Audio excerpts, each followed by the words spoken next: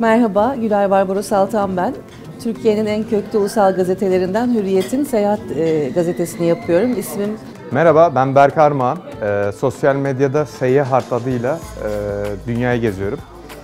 Karton bardak satarak dünyayı geziyorum. Çizim yaparak dünyayı gezme gibi bir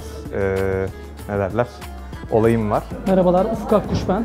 Dünyayı geziyorum. Toplam şu anda Kazakistan'la beraber 74. ülkeye ayak basmış oldum.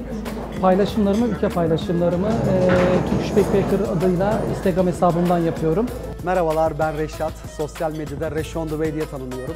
70'e yakın ülke gezdim ama Kazakistan'a ilk gelişim. Merhaba, ben Mehmet. Fotoğrafçıyım, gezginim, aynı zamanda yazarım. Sosyal medyada rotasız seyyah olarak biliniyorum.